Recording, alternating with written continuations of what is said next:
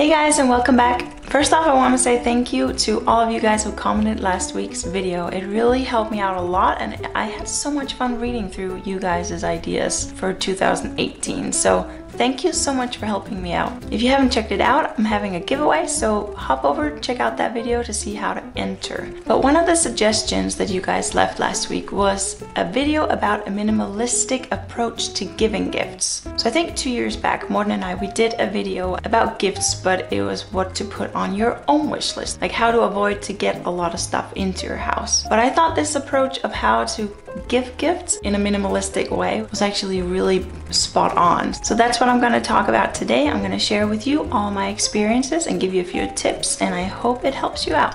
When you're trying to live a more simple life, it can be all in your mindset, but for most people it can also be about money and budgeting. So I'm betting that a few of you are probably wondering what you can give that won't break the bank. And one thing that I did this year was actually I made a few gifts. So I found these stars that I made out of beads.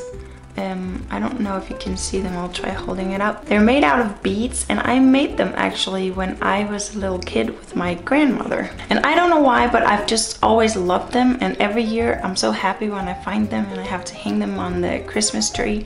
So I thought they would be a great gift, and I thought, I might be able to duplicate this one. So I just sat down, and somehow all of the beads and all that stuff, I still had it. It didn't get thrown out through all of these years of downsizing. So I must have held on to it for some reason, but I still had all of the beads and the string and the needles and everything.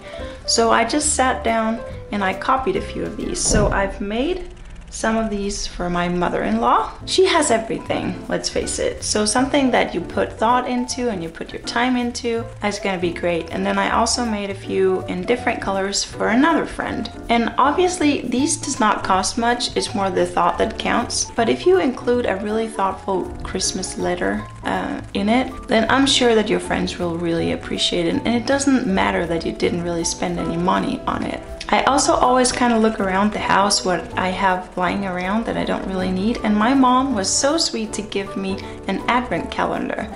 The only problem was that it was all gummies, like it's gourmet gummies. So it's these little bags, you get one every day. And since I'm working with a nutritionist right now, I can't have a lot of sugar, and these are pretty much all sugar. So I'm eating a few of them, and I really appreciate the thought behind it. But I think I'm gonna take a few of these gourmet gummies and putting with some of these stars. And it'll be a cute little package. I'm utilizing what I already have, things that I really appreciate, and it didn't cost me anything. Previous years, I've knitted a few washcloths for people. That takes a lot longer for me, but it all depends what you're into. I also have a friend who's expecting in the spring, and I know she's having a boy, so I picked out a few of the baby clothes for Max that he's not using anymore and that I'm not keeping myself. I picked out a few of those things and just wrapped them up neatly.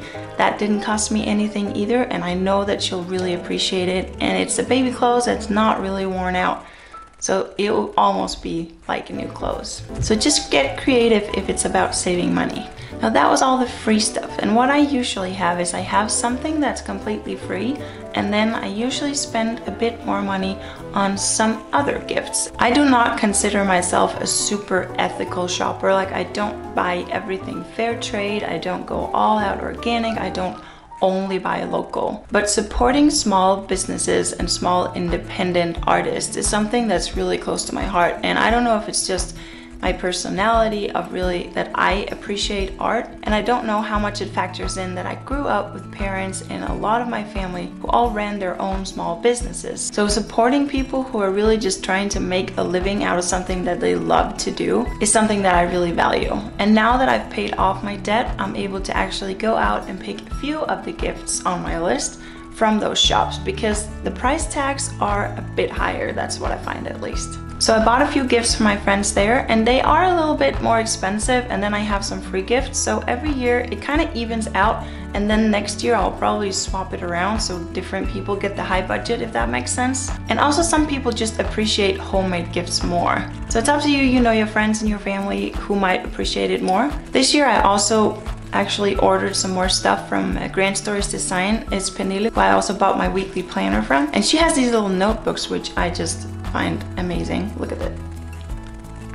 They are so cute and they're perfect for some of my friends. I didn't buy these for everyone, but I bought 2, I think. Obviously, I didn't buy the same thing for everyone, but I like supporting her and what she's doing, and I love her designs, and I have a few friends who I know will probably appreciate getting something that just looks really nice that they can use every day. And I can just imagine one of my friends going to a cafe and actually using that notebook. And we're talking price range less than $10, so it is totally doable still to support local business owners and not breaking the bank. Those of you guys who follow our travel channel and has done for a few years, you know that we usually shop for some presents when we're out traveling. It's not always for Christmas, it might be for birthdays, but we always keeping an open mind if we see something that just calls out that this is for my mom or something. Now, I live in Scandinavia and I feel like everything is expensive. It might not be the case and it might be super expensive where you at as well, but I find that sometimes when I travel and I find something, I can actually save quite a lot of money on an item. So this year I bought this poncho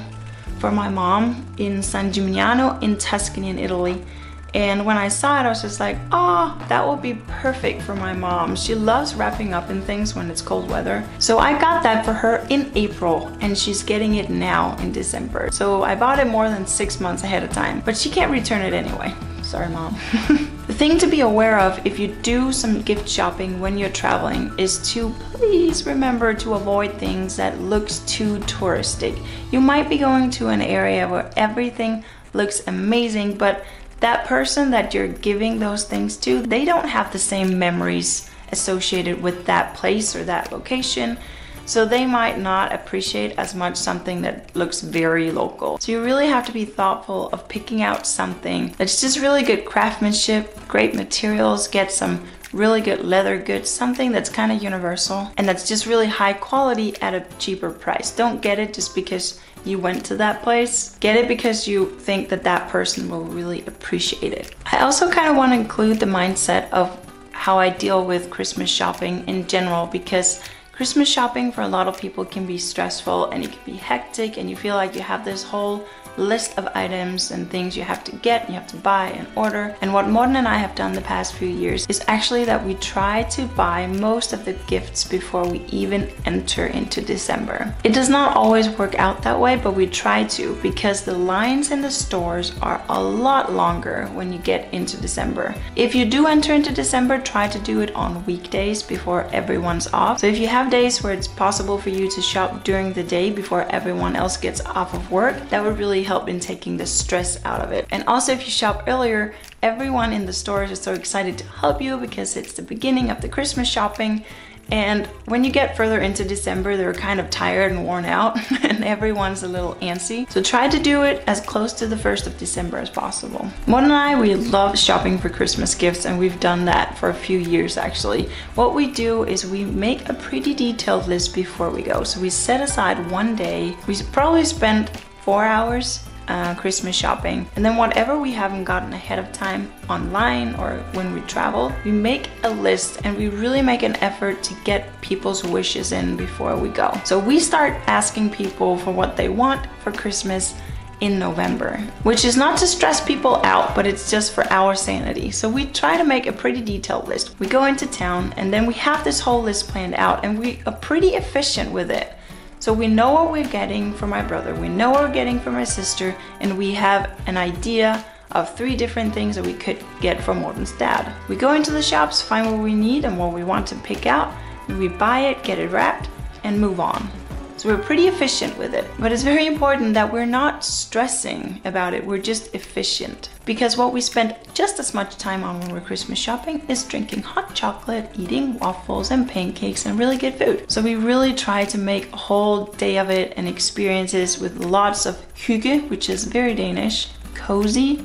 It's kind of the word that it translates to, but not exactly. When you're just really having a good time, enjoying what you're doing right now, and there's a good mood in general. So in one day we pretty much have everything done, and then usually we save 1, maybe 2 gifts for right before Christmas, and we go downtown and we really enjoy the Christmas mood that's around, and then we stand in 1 or 2 really super long lines, and that's a perfect reminder for us to shop early again next year, because the lines are so long and having to go buy 20 gifts in those long lines would just drive anyone mad. But we kind of do it for the fun of it and just to remind us to keep doing the early shopping again next year. Let me know if that's weird. I don't know. It works for us. So the last thing I want to touch on is budgeting for gifts, because finances, as I mentioned in the beginning, can be one of the most stressful things about giving gifts and wanting, because you might want to give all these things, but you just don't have the money for it. And it's true in most cases. If you budget for things, then you'll have the money when you need it. So what we do, and I'd really recommend that you do the same, is that we try to create an overview. So we'll typically make a list of everyone that we're going to get gifts for throughout the year, mostly family, and then put a specific budget for every person. We round that all up and divide it by 12, and then every month we set aside a certain amount. And we find that we always have enough money in that account whenever it's Christmas or birthdays. So that system has really worked out really well for us.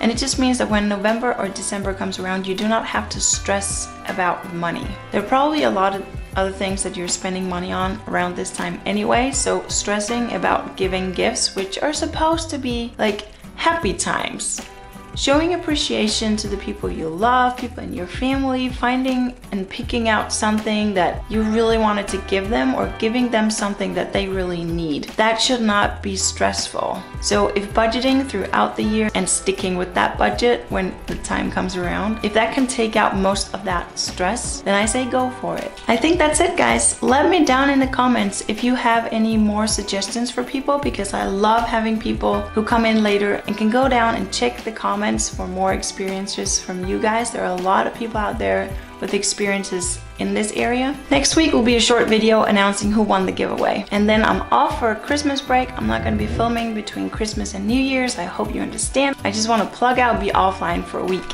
and enjoy the holidays in my family. If you like this video, please share it with your friends and give it a thumbs up. All that stuff really helps me reach more people, so I'm not just saying it because I like a thumbs up, which I do, of course. But it lets YouTube know that these are good videos. So if you think they're good, please give them a thumbs up. See you guys next week and have fun Christmas shopping. Bye. But this year I was also... Nope. I'll just let that truck pass by. Next week I'll be